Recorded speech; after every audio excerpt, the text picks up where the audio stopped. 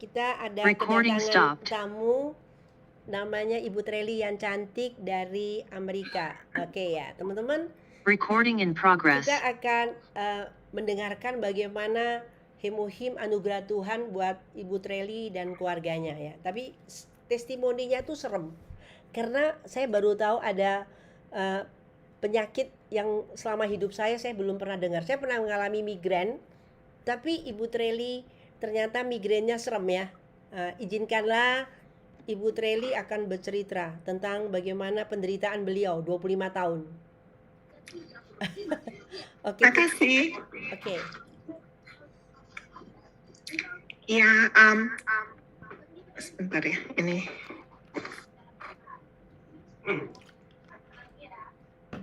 Saya matiin dulu, ada dua soalnya, sebentar. Oke. Saya seperti Bu Susan bilang ya, saya sempat migrain sudah 25 tahun, mungkin lebih malah ya. Saya di sini, saya tinggalnya di Amerika sini, saya pindah ke sini 24 tahun yang lalu. Nah, sebelum pindah ke sini, saya tinggalnya di Jakarta. Nah, saya ingat sebelum pindah ke sini itu saya juga udah sempat sering, waktu itu kita panggilnya sakit kepala, saya waktu itu belum manggil migrain ya, tapi sakit kepalanya udah cukup sering. Jadi di Jakarta saya juga sempat ke untuk acupuncture, untuk tusuk jarum ya. Jadi saya sempat tusuk jarum bolak-balik pergi ke kemana tuh, apa namanya, saya lupa, kayak Prof. Hembing atau gimana gitu. Nah, saya juga rasa saya migrainnya dapatnya mungkin dari ini, mami saya juga dulu, saya waktu kecil-kecil growing up itu, mami selalu bilang, oh sakit kepala gitu. Jadi saya juga rasa saya ada genetics ya, untuk sakit kepala. Nah, sesudah pindah ke Amerika sini, itu sakit kepalanya terus tuh, maksudnya pelan-pelan terus makin sering. Jadi kita suami saya baik sekali ya, dia namanya Victor, dia very supportive. Jadi apa aja saya disuruh tes, jadi ke neurologist, jadi dokter neurologisnya, ahli sarafnya macam-macam. Saya sudah di CAT scan, saya sudah di MRI, sudah macam-macam. Jadi saya juga sempat testing untuk untuk aneurism, karena dalam family members, dalam keluarga kita, dalam riwayat keluarga kita juga ada beberapa yang sudah meninggal karena aneurism. Jadi saya sempat dites juga untuk screening untuk aneurism. Di sini ada tes untuk bisa screen aneurismnya. Itu sih. Terus apalagi ya, saya juga sempat sudah di scan untuk carotid arterinya, arteri yang di leher situ. Itu juga sempat di scan untuk lihat kalau ada kelainan atau enggak. Terus ini ya pokoknya karena sakitnya berlangsung terus bertambah begitu. Jadi saya juga di samping dirawat oleh dokter saraf itu, saya juga pakai chiropractor. Saya nggak tahu di Indonesia chiropractor ada nggak ya. Tapi di sini chiropractor itu biasanya approach-nya mereka lebih alami. Jadi saya ke chiropractor. Di Indonesia ada chiropractor, udah ada. Oh ya, oke. Ya di sini jadi saya waktu itu juga sempat konsultasi dengan chiropractor. Jadi dilihat ini tulang belakangnya, susunannya, angle-nya. Jadi itu juga dicek. Terus masih juga nggak menolong, cari chiropractor lain yang membantu untuk pergerakan mata. Mungkin dikira itu pergerakan matanya ikut kontribusi ke migrainnya. Jadi semua ini kita kerjakan. Saya juga beli apa barang-barang apa yang saya rasa bisa membantu gitu ya. Jadi kita beli massage chair, massage untuk alat pijat massage chair yang kita beli itu bisa pijat dari kepala, terus di bagian leher, di belakang, di pundak, di tangan. Ini pundaknya juga bisa dipijat, terus di bawah di glute, bagian glute ya. Itu juga kaki juga. Jadi kita apa aja yang kita bisa kerjakan kita kerjakan, tapi ya mungkin membantu, tapi mungkin membantunya nggak drastik gitu. Atau kalaupun membantu sedikit terus naik lagi, sering lagi. Nah, parahnya kira-kira 10 tahun lalu saya lihat notes soalnya panjang. Kira-kira 10 tahun lalu saya juga jadi di Jakarta dulu saya pernah tabrakan mobil 2 kali ya, cukup berat tabrakannya. Nah, kemudian itu di Jakarta, jadi 25 tahun yang lalu. Nah, kemudian di sini kira-kira 10 tahun yang lalu saya juga pernah tabrakan di freeway. Waktu itu mobil ada ngerem, ada sesuatu ya di freeway waktu itu, jadi mobil saya sudah berhenti, saya ditabrak dari belakang oleh mobil yang kecepatannya 70 miles per jam ya, jadi cukup cepat. Terus dia dalam keadaan full speed, nggak ada brake-nya sama sekali. Nah itu juga saya rasa menambah karena itu kan terus whiplash, jadi terus concussion ya kepalanya. Jadi terus MRI lagi. Jadi saya selama 25 tahun ini saya hitung-hitung MRI-nya kira-kira 13-15 kali. Mungkin yang untuk migraine 13 kali totalnya. Tapi jadi waktu itu migraine MRI lagi, tapi MRI-nya mungkin nggak spesifik. Bukan nggak spesifik, nggak ada apa-apa yang diketahui. Kemudian saya disuruh brain scan, jadi ke otaknya di scan gitu. Nah itu berjam-jam scan-nya, lama benar. Itu sampai capek itu.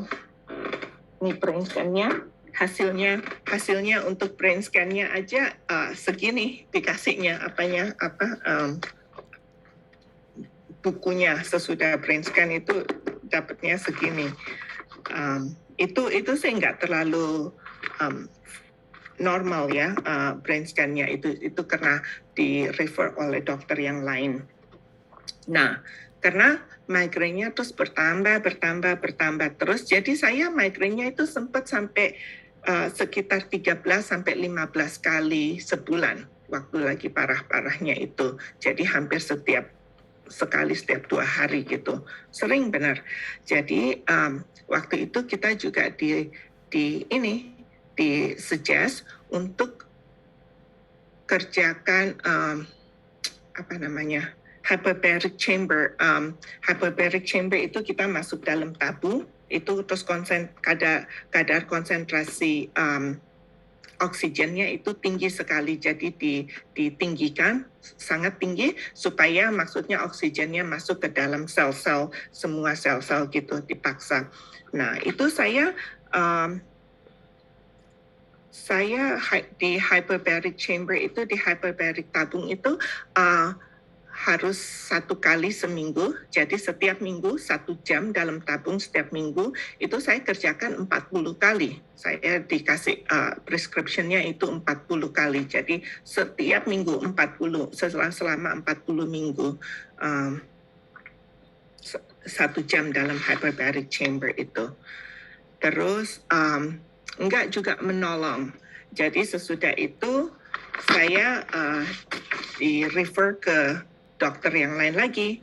Jadi di-refer ke dokter yang lain lagi, terus di-scan lehernya. Saya lehernya memang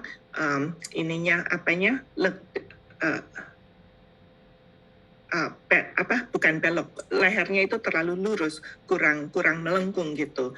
Nah, tapi itu dicoba bantu untuk rehab, tapi dari scan-nya saya juga kelihatannya ada spinal stenosis gitu. Jadi saya mesti operasi. Dokternya operasi, jadi nama operasinya apa ya, laminoforaminoplasti. Jadi saya dioperasi leher, tulang lehernya sini itu kan kayak penyempitan ya, penyempitan dalam spinal column-nya sini. Jadi saya tulang nomor 5, C5 dan C6 itu sekitar 9 tahun lalu dioperasi. Terus ya membantu kali, saya nggak ingat jelas, mungkin nggak dramatik makanya nggak ingat.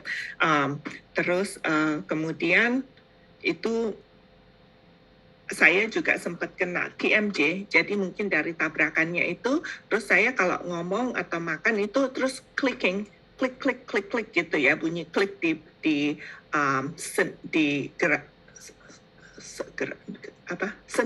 di sendi geraham sini ya, itu kan ya.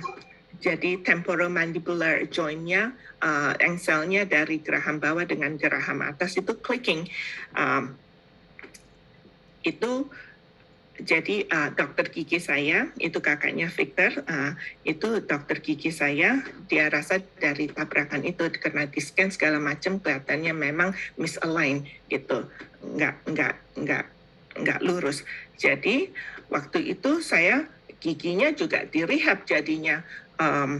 Jadi giginya mesti kayak pakai braces terus diperpanjang supaya yang geraham atas sama bawah bisa nutup. Soalnya waktu itu kadang kalau makan atau ngomong terus terkunci, jadi terus ngatung gitu gerahamnya. Jadi mesti direhab giginya terus diperpanjang untuk supaya bisa ketemu. Jadi itu juga dikerjain.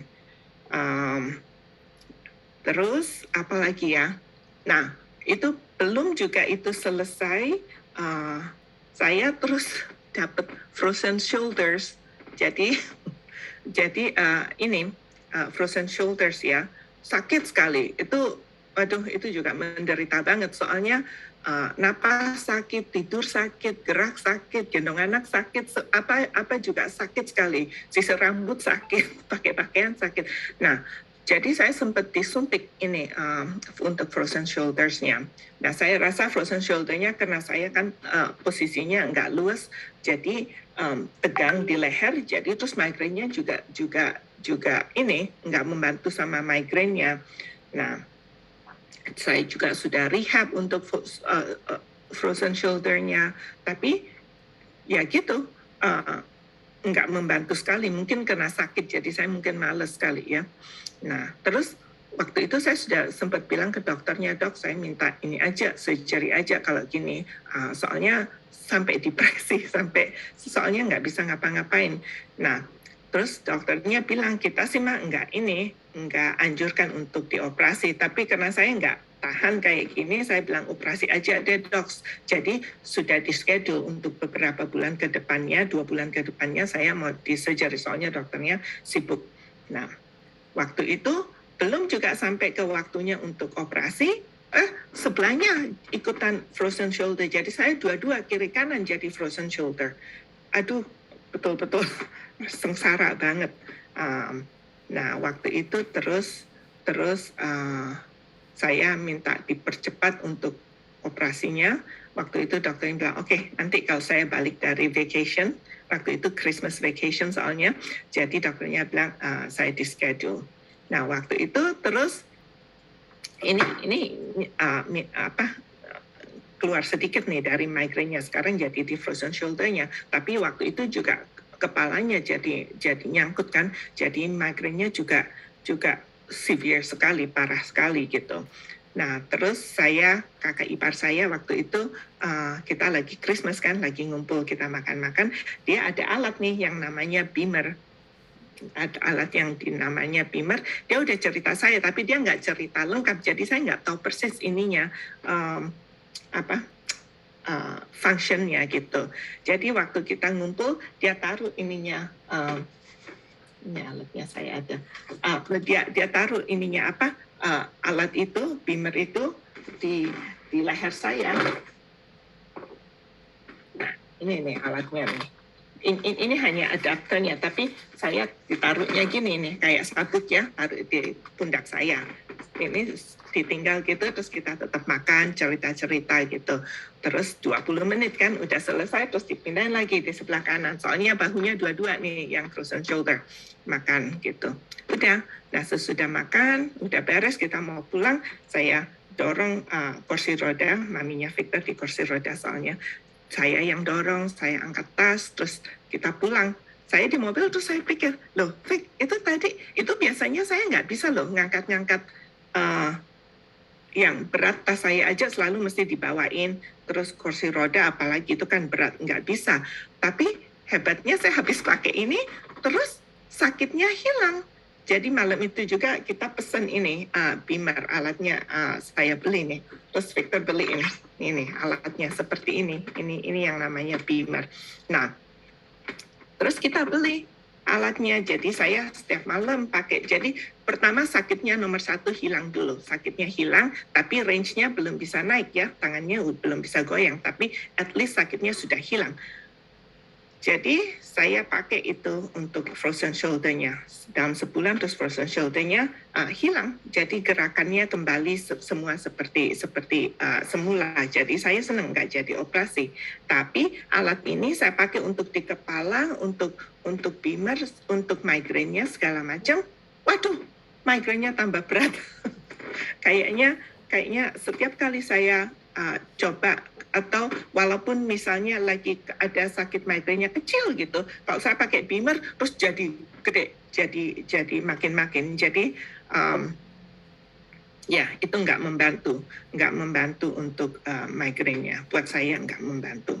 Terus ya apa aja kita kerjakan. Ada juga dokter saraf yang satu lagi, dia ini order electrical test. Jadi kayak nggak tahu pakai gimana ya, saya describe-nya gimana. Itu tesnya panjang banget, ditusuk sini ditusuk sana gitu, bukan tusuk jarum tapi untuk testingnya aja. Jadi saya juga sudah electrical testing seperti itu, tapi nggak juga membantu.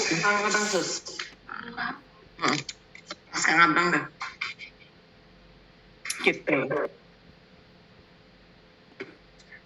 Nah, kemudian terus belakangan saya dikasih, dulu kan minum obatnya dulu resep dokter, setiap kali sakit mesti minum obat gitu ya.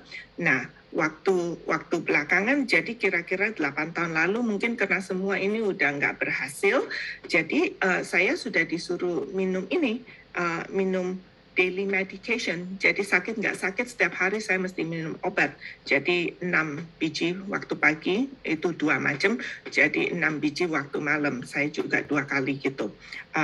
Setiap hari. Jadi, oh ya, itu itu obat saya. Ya, saya, ya, jadi ini yang saya di foto ini yang ada, itu yang di kiri, yang di box Himohim, itu obat-obat yang aktif sedang saya pakai waktu itu. Ini semuanya sudah lampau karena sudah ada Himohim. Tapi waktu itu ini obat-obat yang aktif nih. Ini yang setiap hari mesti saya minum, atau kalau lagi sakit saya mesti minum lebih banyak lagi. Jadi ini semua obatnya. Nah, yang di keranjang tadi itu kan obat botol apa? Itu kan botol dari ini ya, dari, nah ini segini, ini semua obat nih, ini kan obat apa, botol yang sudah dari 1 tahun, ini 1,5 tahun, ini sudah sesudah COVID, saya taruh di keranjang sini.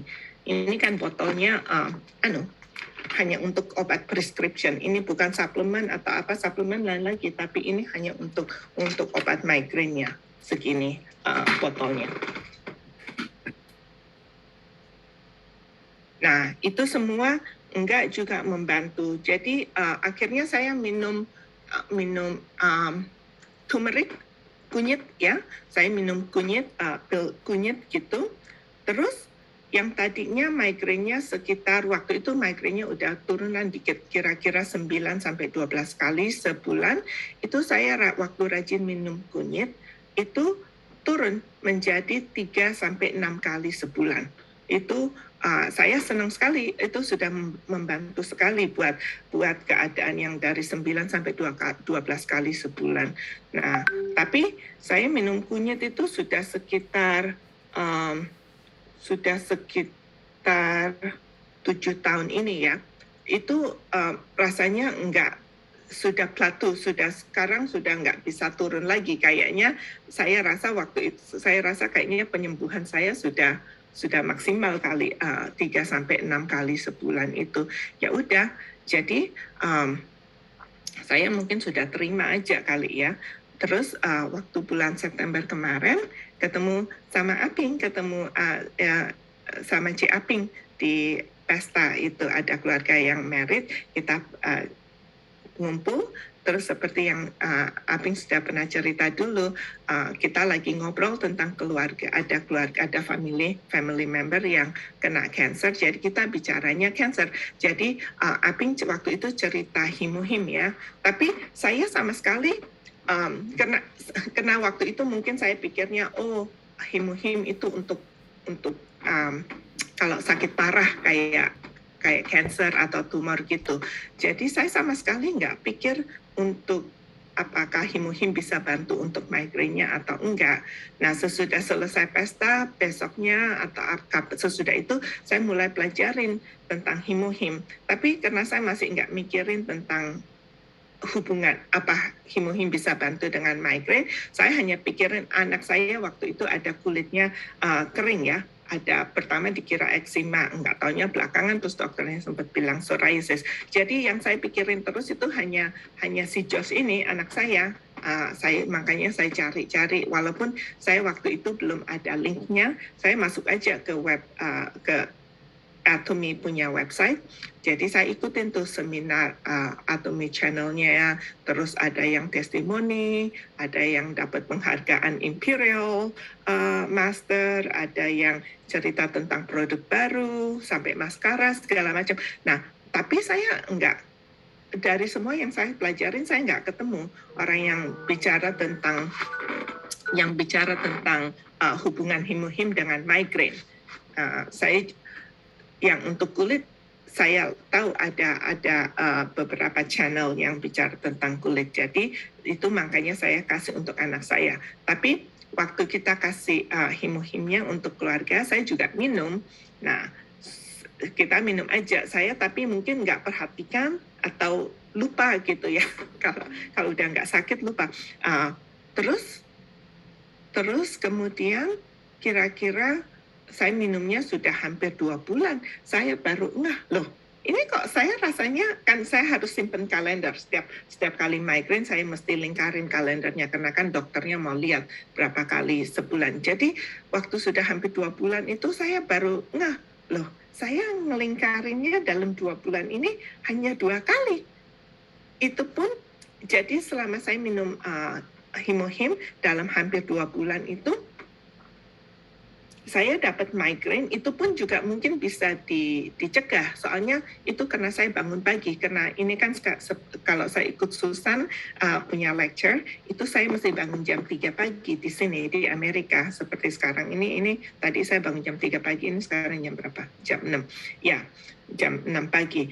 Tapi, jadi buat saya pemicunya itu agak banyak. Saya biasanya migrain itu kalau kurang tidur itu pasti dapat migrain, atau tidurnya kemalaman itu saya pasti kena migrainnya. Mana tadi listnya, bentar ya. Terus kalau panas, terang gitu, cahaya terlalu terang, mataharinya terlalu terang, itu migrain. Atau kalau dingin, jadi kalau musim dingin kita pakai heater di sini atau di jalan keluar gitu ya. Kalau saya dingin, kalau lehernya dingin langsung migrain.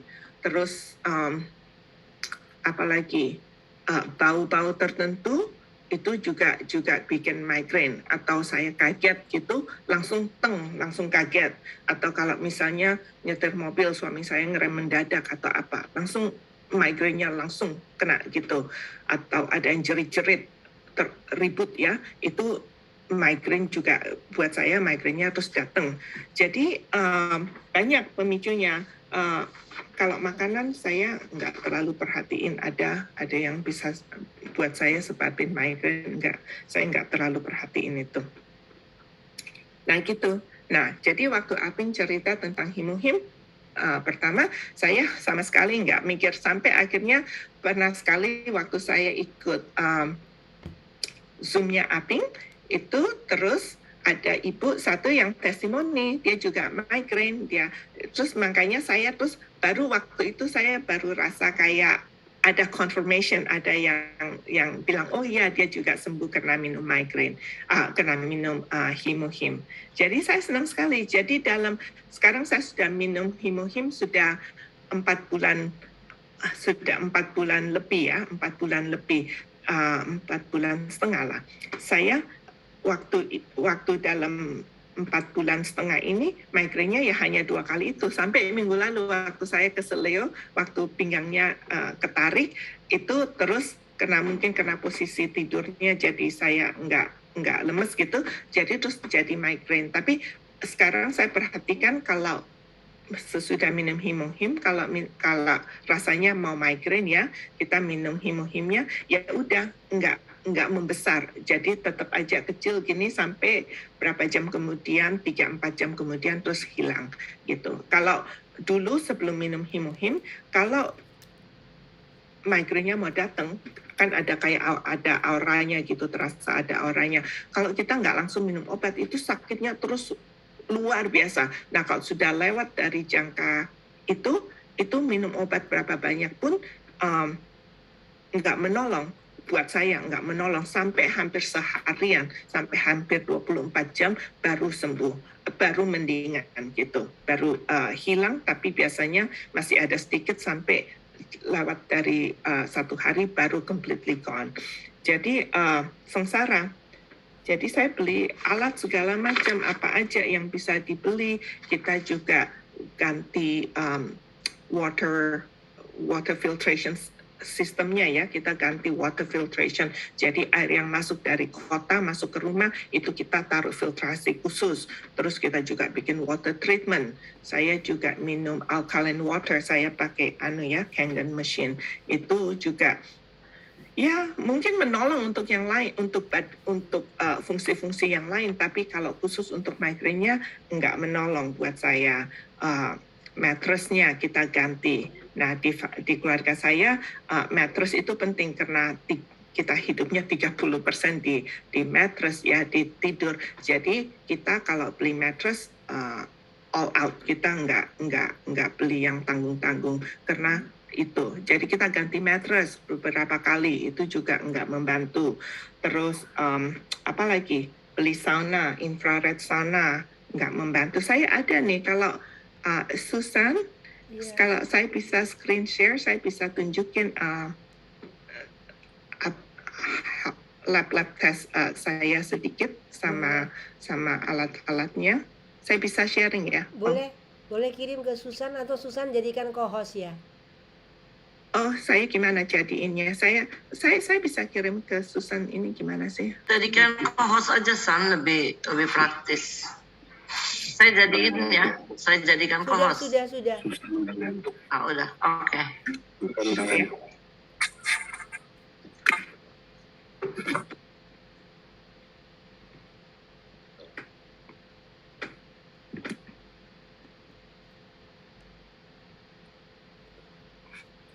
Teman-teman,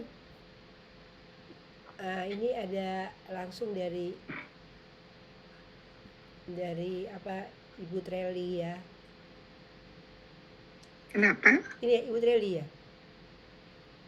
Ini nggak tahu, ini sebentar ya, saya biasa. Saya kirim ke Susan aja ya. Iya, sorry. Boleh. Soalnya Tapi sambil nunggu kirim ke saya, kan tadi ada Dr. Al. Dok. Oh ya. Dr. Al. Bu Treli. Ya. Saya mau tanya, you mulai kena migrain itu umur berapa?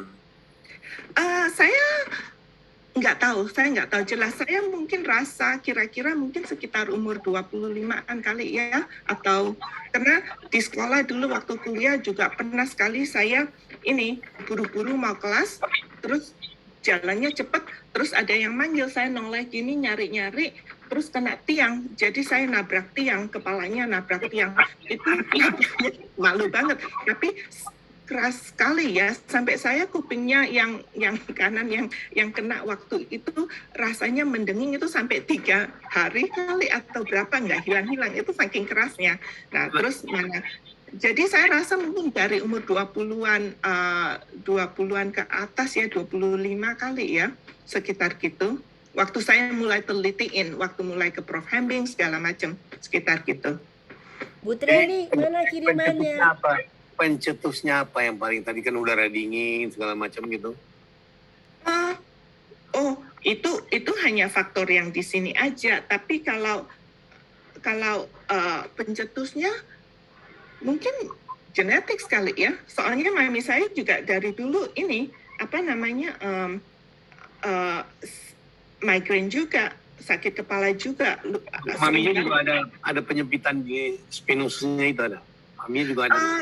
Waktu operasi ya menurut dokternya ada, makanya saya dioperasi spinosusnya itu. Tetapi sesudah operasi rasanya nggak dramatik gitu. Kalaupun membantunya buat saya minimal sekali, mungkin di bawah 10% ininya spinosisnya itu. Pola hidupnya itu ibu dari mulai SD SMP gitu teratur nggak olahraga atau cuman sekolah makan pulang sekolah makan gitu? Olahraga saya nggak terlalu nggak terlalu intens, tapi saya olahraganya mungkin terlalu simple kali ya. Saya waktu itu balet gitu, jadi yang nggak terlalu ya physical tapi nggak terlalu intens gitu. Jadi mungkin dari situ juga kali ya. Waktu balet itu angkat-angkat kaki ke atas itu terasa nggak? Karena itu kan teregang syaratnya, tertarik. Iya, tapi dulu saya nggak ngeh. Saya mulai perhatikan migrainnya waktu sudah sekitar 20-an itu umurnya. Atau waktu, iya, jadi sekitar 23 kali ya, mulai 23 ke atas atau 25-an gitu. Oh. Jadi apa nggak terlalu nyata. Bu Treli, fotonya mana, foto lab? Belum jalan. Belum. Oh, saya kirim PowerPoint Susan, itu ada, jadi itu ada campuran, ada labnya, ada nggak keluar ya. Saya sih dikirim di WA ya? Oh no, lewat email Susan. Oh ya sih, saya sampai lupa. Kirim ke WA Susan boleh.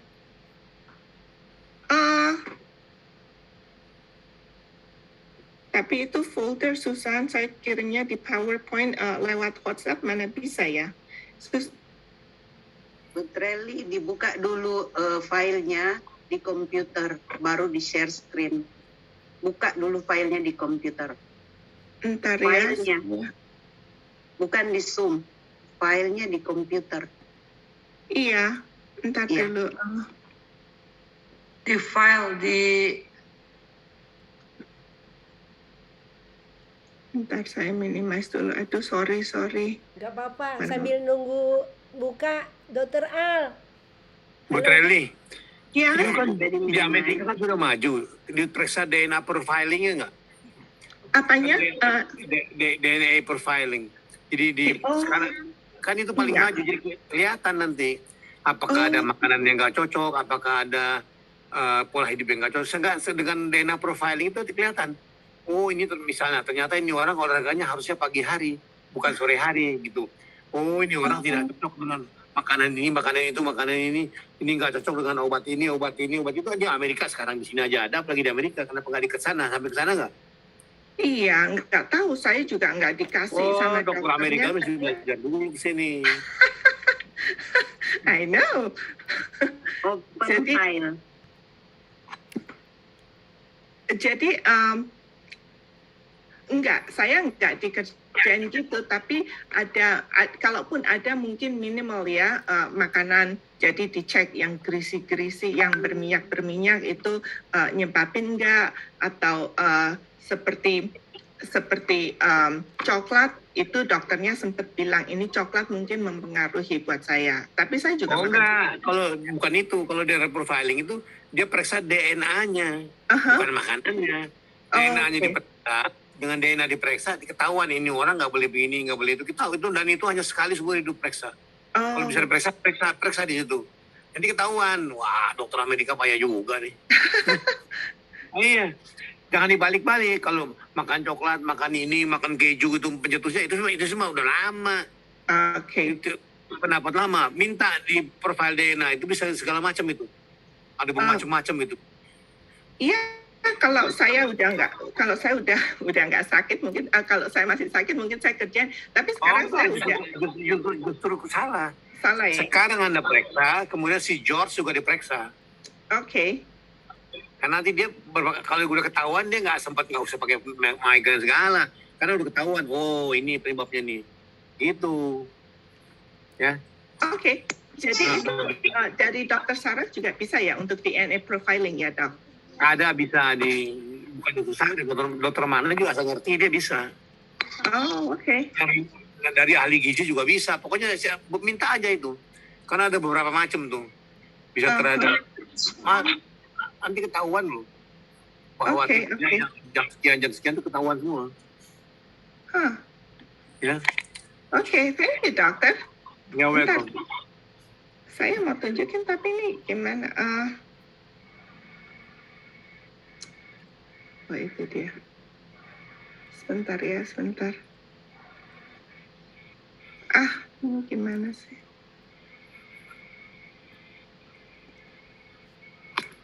Dokter Al. Dibuka dari file dulu, Rel. Iya, saya nggak bisa ketemu ininya, apa namanya? Filenya. Bentar, saya stop sharing dulu ya. Iya. Ya.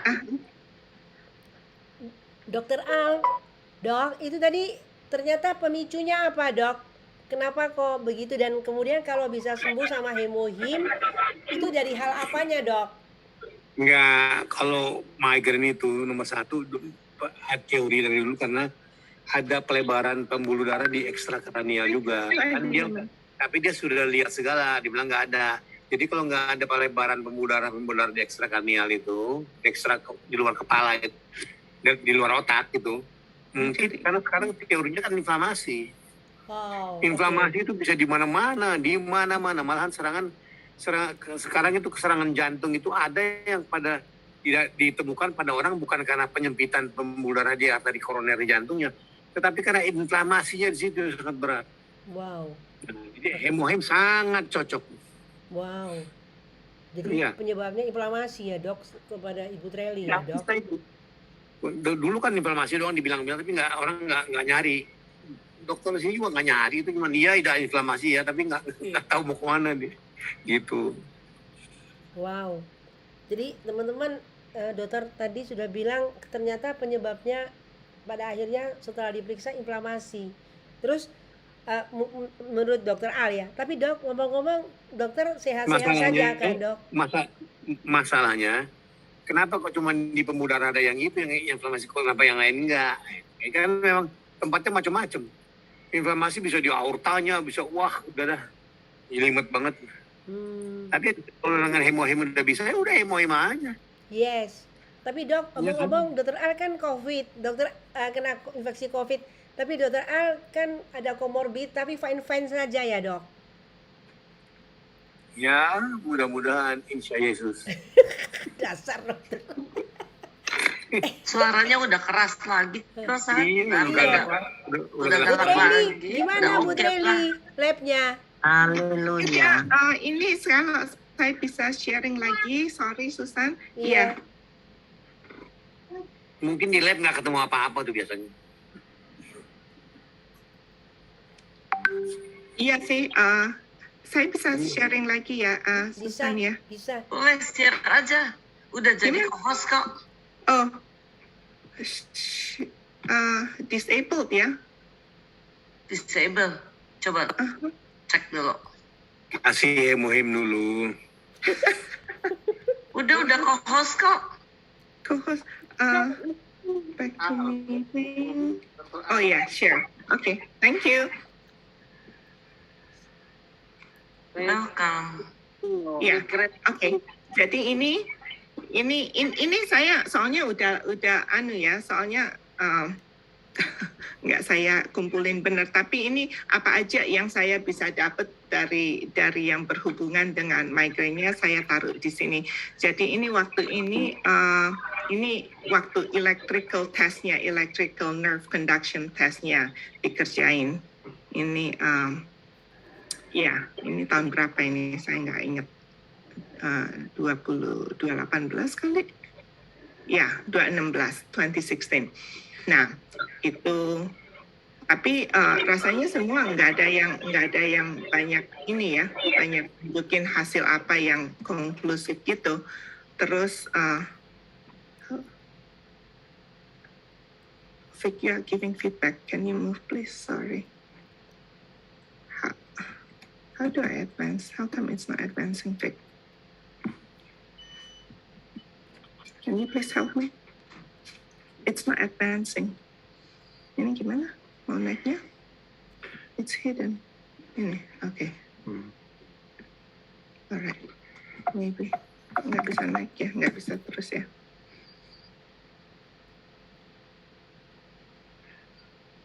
Diklik kali mungkin. Ini kan I'm already sharing ya. Iya, aku sudah bisa lihat dari sini. I know. Okay, sorry lagi, aduh. Deh. Jadi yang ini itu waktu itu kita kerjain brain scan.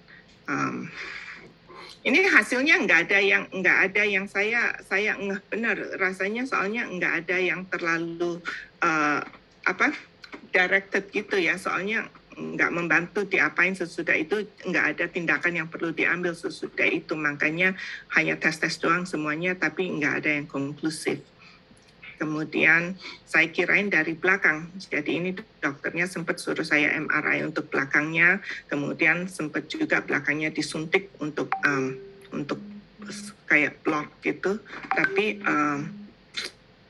berapa bulan gitu terus hilang efektivitinya. Ini halaman keduanya. Maksudnya belakang tuh tulang belakang apa? Iya, tulang belakang di lumbarnya. Karena saya kira dari sakit belakangnya mungkin bisa nyebabin migraine juga. Jadi sembari leher sama kepala dites, belakangnya juga dites. Jadi waktu itu sempat ambil MRI untuk belakangnya, untuk pelvisnya, dilihat karena waktu itu dikira agak miring, ada skoliosisnya gitu. Ini insurance ya? Kenapa?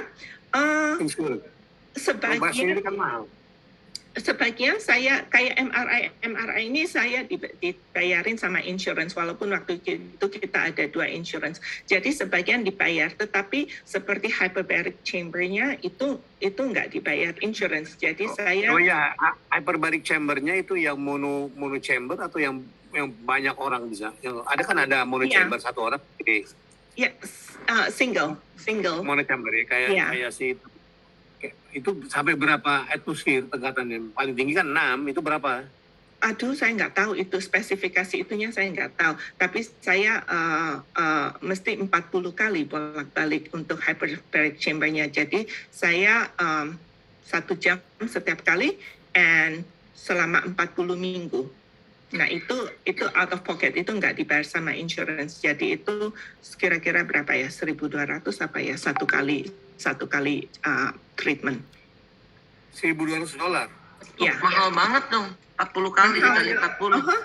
Ya, itu 8 tahun itu 8-10 tahun lalu padahal. Ya.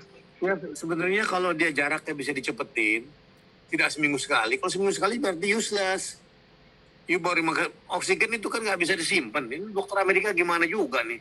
Oksigen tidak bisa disimpan di dalam badan, apalagi dalam otak, nggak bisa disimpan. Tapi kalau sudah dipaksain keselnya, oh mungkin ya makanya nggak efektif ya. Hanya dia bisa disimpan oksigen itu di mioglobin, Oh, di sel otot, tapi hanya sedikit. Karena itu kita nggak bisa kan berhenti napas.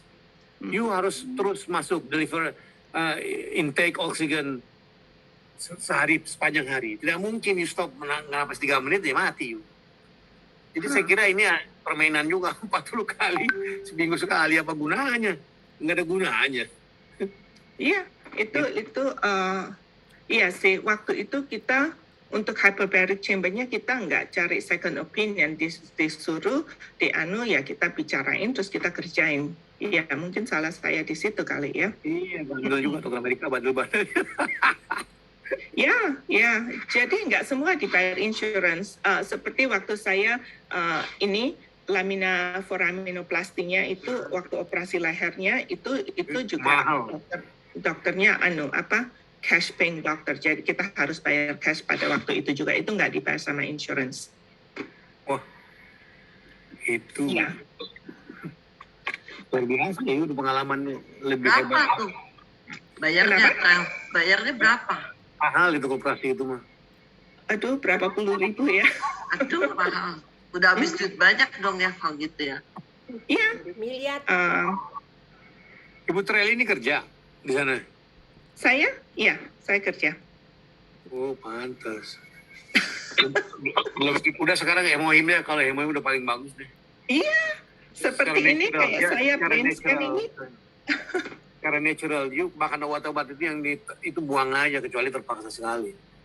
Iya, Benar ya? itu ya, sudah nggak saya pakai, makanya sudah saya taruh ke pinggir waktu sesudah saya sadar hemohimnya membantu sama migrainnya, saya sudah berhentiin obat-obatnya sama sekali, semuanya sudah saya berhentiin.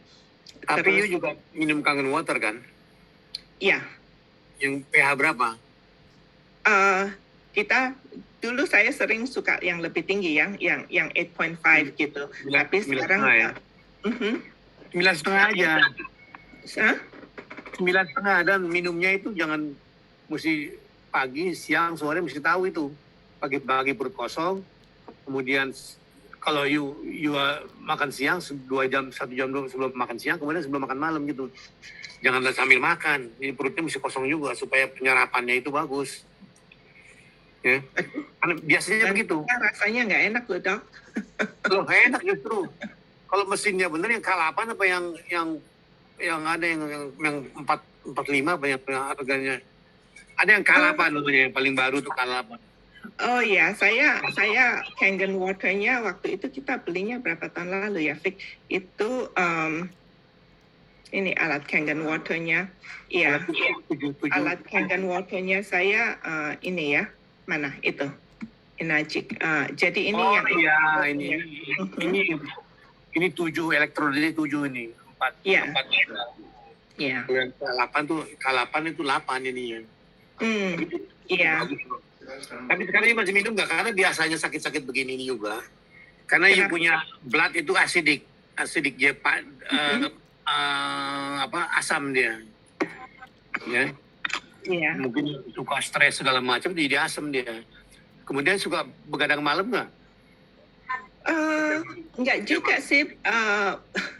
Ya mungkin harus bisa lebih pagi dikit, tapi enggak sampai begadang malam gitu, enggak. Ya udah, sekarang yang penting dengan hemohim menolong ya. Ketuaan. Dengan hemohim menolong sekarang ya. Menolong sekali. Jadi puji Usia Tuhan. berapa Bu Treli? kenapa?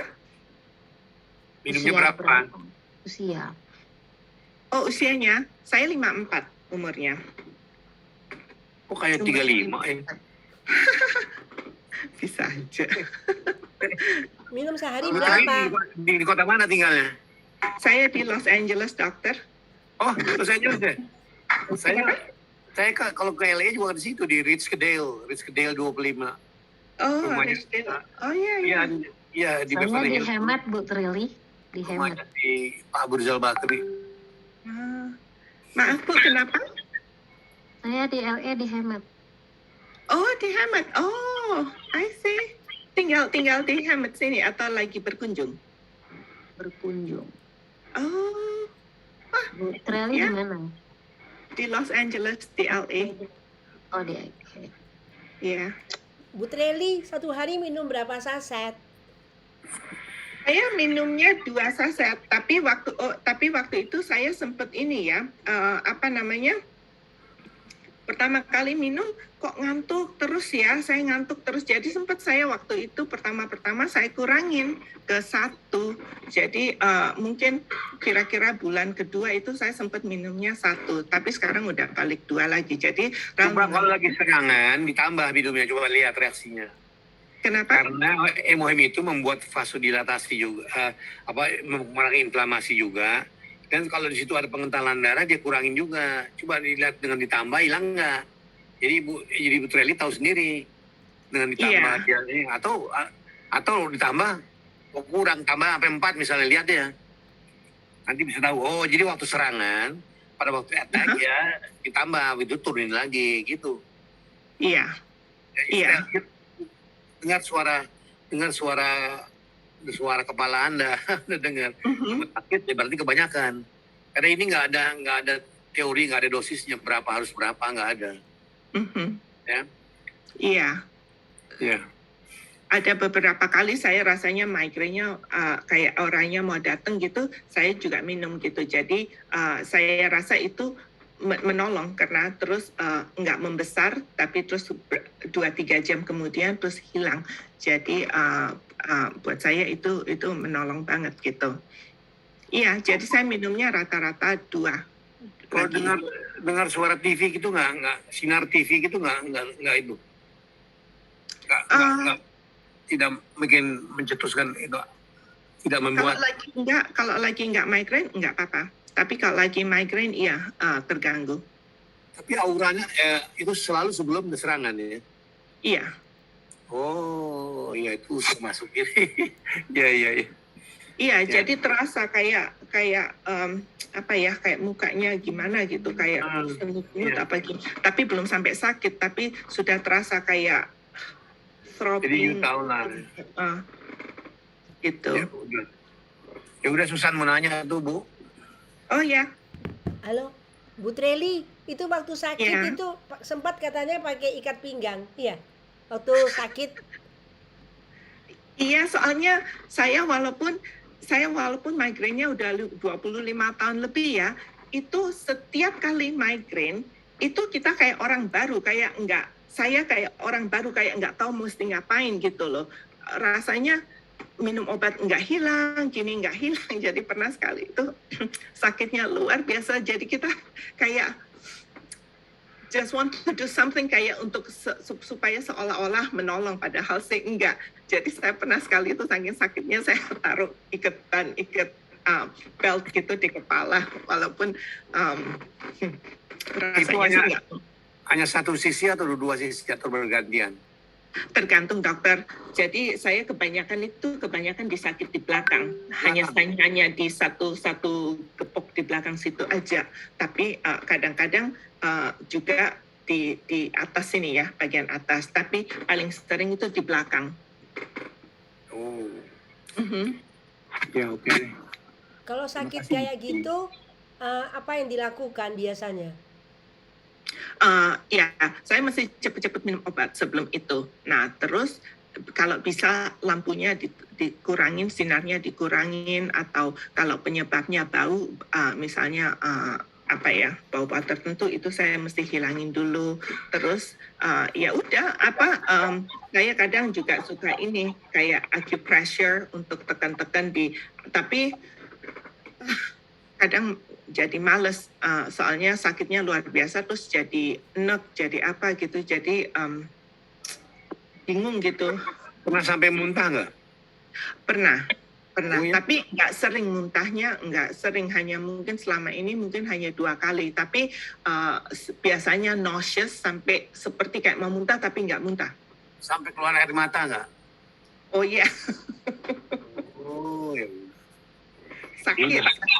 Kalau 1 sampai 10 range-nya itu rasanya 15 atau berapa gitu. Masya Allah. Itu sakit Sakit sekali banget. ya. Berarti Ya. sakit banget ya. Sakit sekali, sampai bingung nggak tahu mau ngapain. Saben kali sakit saya kayak nggak tahu, bingung mesti ngapain gitu sampean. Makanya Bisa. saya waktu itu saya kirain 3 sampai 6 kali sebulan ya udah mendingan lah. Tapi terus sesudah ketemu Aping, thank you Aping untuk kenal Welcome. hima-himnya. Itu yang saya yang suruh Aping tuh nemuin Bu Treli. Ya. Oh, thank you dokter. Ibu Treli saya anjurin belajar meditasi nggak? Meditasi. Ya, well, meditasi saya biasanya TM. mau pagi.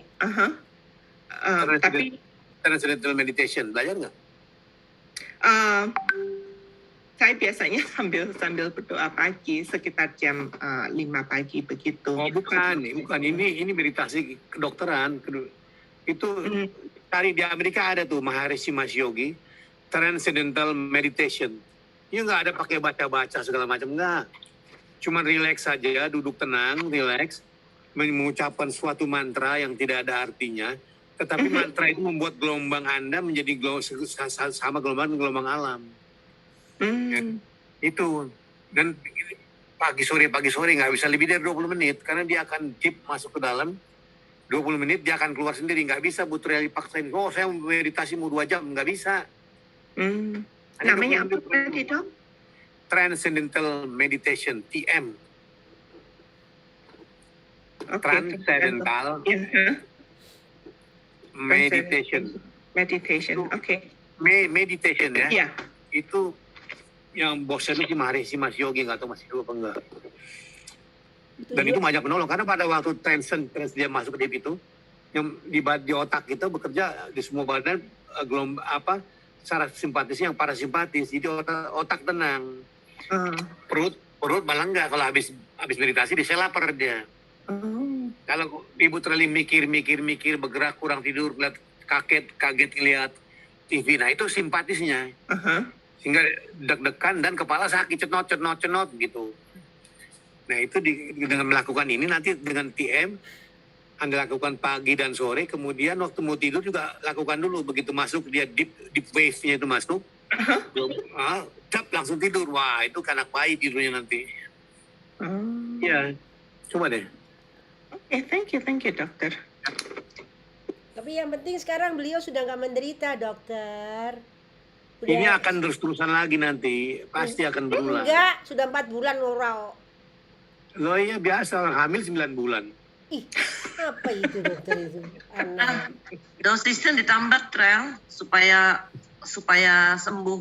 Tadi sudah diceritain, iya harusnya. Tadi dia sudah cerita kalau mau kumat dia tambah hemohim. Iya. Ya, tapi maksudnya secara Rutin. ini konsisten tambah itunya dosisnya supaya bisa sempurna gitu loh, sembuh nggak kambuh lagi. Iya, oke. Saya sekarang minumnya, saya 3 sekarang minumnya, tapi bukan karena migrainnya buat saya udah enak, jadi saya mau kurus, jadi minumnya. Terus turun nggak berat badannya? Mungkin saya belum timbang, tapi dari pakaian sih terasa sih. Iya, tapi Enggak, dari Bu Treli, wajahnya kelihatan. Bu Treli sempet nggak kalau Bu Treli Iya. jalan kaki 1 hour a day? Duh, males dok kalau jalan kakinya. Nah Nggak itu. sempat. Oh itu. Atau you punya treadmill di rumah 1 jam pelan, santai aja, tapi tiap hari kerjain. 6 Iya bulan sih. langsung badan Anda turun jauh. Iya loh. Pakai him aja dok. Enggak, bukan dengan jalan kaki itu ya 1 jam. Itu pembuluh darah Anda termasuk yang di otak semua itu nanti dia akan kendor. Wow. Sehingga di pinggir, di perifer juga kendor semua. Relaksasi sehingga kalau you punya hipertensinya akan hilang. 95% hypertension di dunia itu nggak diketahui penyebabnya. Yang 5% ketahuan misalnya karena ginjal, karena hormon dan lain-lain, penjar lain. Tapi 95% itu nggak diketahui. Saya dulu sama ahli hipertensi di Jakarta itu Dr. Sidabuta selalu bertentangan tuh. Saya bilang enggak, gampang. Dia nggak percaya. Sekarang dia udah meninggal. Sekarang saya umur 70 ya. Umur 70 nggak ada hipertensinya. Kenapa? Karena tiap pagi saya memang bekas atlet ya. Tapi sampai sekarang pun belum pernah saya nggak jalan kaki, nggak pernah olahraga. Minimal 1 jam pagi hari Walaupun kena Oke. COVID. dengan push up. Walaupun kena COVID, push up. Wow. Virusnya pada lari. Iya. Oke. Push up, Tapi tetap semua saya tapi kerjain. dokter Sembuh Al minum COVID-nya, hemohim dokter. 6 saset kan? Ya udah mau habis. Dokter Al nih. Dok tanya dong dok. Saya Dok. kepalanya sakit nih sekarang dok. Nah itu, jalan kaki lah. Jalan. Enggak. Saya setiap hari olahraga.